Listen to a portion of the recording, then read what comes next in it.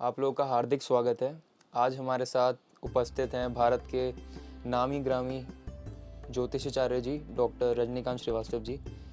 और आज के लिए जो हमारा प्रश्न होगा, मैं आपसे ये पूछना चाहूँगा कि इस महीने के अंत में सूर्य ग्रहण लग रहा है, तो उस बारे में आप गुरुजी क्या बताना चाहेंगे दर्शकों को? जय श्री राम। प्रश्न आपका वाजिब है और जो आपने सूर्य ग्रहण के विषय में बता दें, 30 अप्रैल को सूर्य ग्रहण पृथ्वी के भूभाग पर उसका प्रभाव पड़ रहा है, लेकिन भारत में इसका कोई प्रभाव नहीं है जी। उस दिन शनिश्चरी अमावस्या भी है। वैसे अमावस के दिन ही ग्रहण पड़ता है कहीं, तो उस दिन क्या है, शनिश्चरी अमावस होने के कारण एक सूर्य ग्रहण बहुत खास है जी। लेकिन इसका भारत में प्रभाव नहीं होने के कारण इसके ऊपर सूतक वगैरह का जो मान्यता होती है, कितने देर में 12 घंटा पहले मंदिर की कपाट बंद कर दी जाए और लोगों को नेम टेम पूरे करने पड़ेंगे और ये परहेज करना चाहिए, उस टाइम में खाना नहीं खाना चाहिए, चाहे प्रेग्नेंट लेडीज को ये प्रिकॉशनरी स्टेप लेनी चाहिए, तो वो सब चीज़ें कुछ करने की ज़रूरत नहीं है। भारत में इसका थोड़ा सा भी प्रभाव नहीं है। हाँ, अप्रत्यक्ष रूप से इनडायरेक्टली कई लोगों को इसका इफेक्ट आएगा, अलग अलग राशियों पर इसका अलग अलग तरह का प्रभाव पड़ रहा है।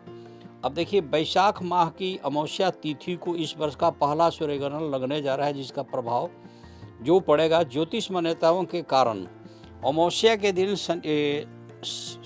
शनिवार पड़ जाए तो शनिश्चरी अमावस्या बोलते हैं जी। अब शनिश्चरी अमावस्या उसमें भी सूर्य ग्रहण लग जाए तो ज्योतिष के हिसाब से बहुत बड़ी घटना है, ज्योतिष के हिसाब से। लेकिन इस हिसाब से आप चलें तो इसका कोई प्रभाव नहीं है। ये विदेशों में कई जगह इसका प्रभाव आ रहा है। जैसे विदेशों का हमने चार्ट लिया है तो उसमें हमने क्या देखा है कि यह दक्षिण अमेरिका, माने अमेरिका के दक्षिणी भाग में और प्रशांत महासागर, अटलांटिका और दक्षिणी ध्रुव पर, पृथ्वी के दक्षिणी ध्रुव पर इसका इफेक्ट आ रहा है, लेकिन भारत में इसका कोई प्रभाव नहीं है। और वहाँ भी देखिए कैसे है, रात के 12:16 से शुरू हो रहा है और मॉर्निंग आवर में 4:09 तक इसका प्रभाव दिखा रहा है सूर्य ग्रहण का उन देशों में। तो उन देशों में जो लोग ज्योतिष को मानते हैं और या भारतीय लोग वहाँ शिफ्ट कर गए हैं या वहाँ के रेजिडेंट हैं और उनकी लेडीज अगर प्रेग्नेंट हैं तो उन्हें अपने धागा वगैरह नाप करके कहीं पर खड़ा कर देना चाहिए। वहाँ अगर पॉसिबिलिटी है तो गौमूत्र वगैरह का छिड़काव करना चाहिए। मेरे ख्याल से शायद पॉसिबिलिटी ना हो विदेशों में। गंगाजल से शुद्धता बढ़ती है। उस टाइम में प्रेग्नेंट लेडीज को सोना नहीं चाहिए, कैंची नहीं चलाना चाहिए, चाकू नहीं चलाना चाहिए, उन लोगों का है। लेकिन भारत में ऐसा नहीं है, क्योंकि उसका इफेक्ट भारत में तो है ही नहीं सूर्य ग्रहण का, तो ये लोग वहाँ ना करें। हाँ, सूर्य ग्रहण के दिन चाहे उसका इफेक्ट भारत में हो या न हो, अमावस्या है, शनिश्चरी अमावस्या है, तो उस दिन आदमी को ज़्यादा से ज़्यादा दान पुण्य करना चाहिए। सूर्य अमावस्या के दिन दान करने से पितृ प्रसन्न होते हैं। अमावस्या उसमें से भी शनिवार को करने से ही विश्व के न्यायाधीश शनि महाराज जी खुश होते हैं। शनि महाराज का दान है तेल, तिल, लोहा, उड़द, ये सब चीज़ें चढ़ाई जाती है, लोहे की चीज़ें। पितरों के लिए भी उस दिन पकवान वगैरह सब लोग चढ़ाते हैं, सब लोग अपने पितरों को खुश करते हैं। ग्रहण है तो कई लोग तुला दान कराते हैं। तुला दान का मतलब होता है कि आपकी जो भी मुसीबत है, अपने वजन के बराबर चीज़ें दान कर दो। मैंने 7 तरह के अनाज हो गया, सोने का कोई चीज़ ले लो, गोल्ड का, जूता चप्पल एक चमड़े का ले लीजिए अलग से, नमक का 2 पैकेट रख लीजिए। इस तरह की चीज़ें रख के आप तेल, सरसों तेल का 1 पैकेट रख लीजिए।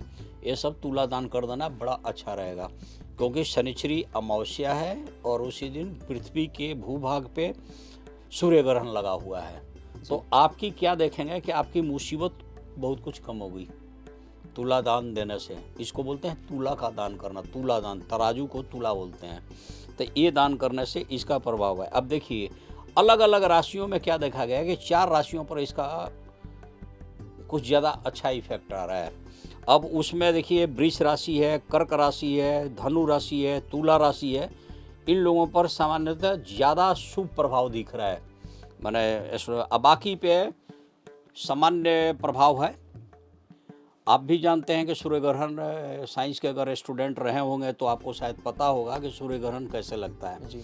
सूर्य और पृथ्वी के बीच में अगर चंद्रमा आ जाए तो उसका पूरा का पूरा पिंड ढक जाता है, तो उसे हम लोग क्या बोलते हैं, सूर्य ग्रहण का लगना। लेकिन ज्योतिष शास्त्र कहता है कि चूंकि पूरी ढक जाती है सूर्य के प्रकाश, तो सूर्य पर ग्रहण लग जाती है और उसका बैड इफेक्ट पड़ता है। कई जीवाणु, विषाणु, निगेटिव ऊर्जा निकलती है, निगेटिव रेज होती हैं और कई चीज़ें अशुद्ध हो जाती है। ग्रहण से सबसे ज़्यादा दिक्कत कहाँ होती है, कोई चीज़ ग्रोइंग स्टेज में हो, जैसे पेट में बच्चा हो, ग्रोइंग स्टेज है, आपकी कोई प्लानिंग बन रही हो, उसमें ग्रहण लग जाएगा, रुकावट आ जाएगी। या कोई शुभ काम आप शुरू कर रहे हैं, उसमें ग्रहण लग जाएगी। सूर्य ग्रहण का ये चीज़ें ये है। वैसे तो है ये खगोलीय घटना, लेकिन शास्त्रों में इसके कई तरह की विधि बताई गई है और उसका प्रत्यक्ष या अप्रत्यक्ष इफेक्ट भी देखने को मिलता है। जैसे मैं भी साइंस का स्टूडेंट रहा हूँ, हम कहते हैं, मान लीजिए कि हम कहते हैं कि हम नहीं मानेंगे, लेकिन हम क्या देखते हैं कि नहीं जी, इसका इफेक्ट डिफरेंट जातक के ऊपर, डिफरेंट राशि के ऊपर डिफरेंट तरीके का पड़ रहा है। किसी के कार्य में रुकावट आ रही है, किसी का बुरा हो रहा है, मतलब ये सारी चीज़ें मैंने देखी है। तब जाके मैं भी कंफर्म हो गया हूँ कि नहीं जी, सूर्य ग्रहण का प्रभाव पड़ता है जी।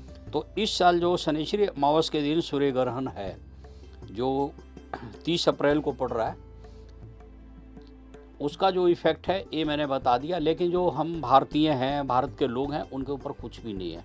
इसलिए ना मंदिर की कपाट बंद करने की ज़रूरत है, ना मंदिर को बंद, घर के भी मंदिर को करने की ज़रूरत नहीं है। सूर्य ग्रहण के दिन चूँकि पृथ्वी पर सूर्य ग्रहण है, तो गायत्री मंत्र का जाप करना, चाहे ओम नमः भगवते वासुदेवाय नमः का मंत्र का जाप करना, ये सब बड़ा अच्छा होगा। या ओम घृणी सूर्याय नमः, जो भी आप चाहें, जिस भी जो आपके इष्ट देव हो, आराध्य देव हो, उनका आप पूजन कर सकते हैं। तुलादान मैंने बताया, तुलादान का बेसिक रीज़न क्या था कि उस दिन शनिश्चरी अमावस्या है और उसी दिन सूर्य ग्रहण का इफेक्ट पृथ्वी के किसी भी भूभाग पर, न किसी कॉर्नर पर पड़ ही रहा है, तो तुलादान करना है। और कुछ बहुत अच्छी बातें मैंने बताई है। जय शनेश्वर महाराज की जय हो। ओम शनेश्वराय नमः।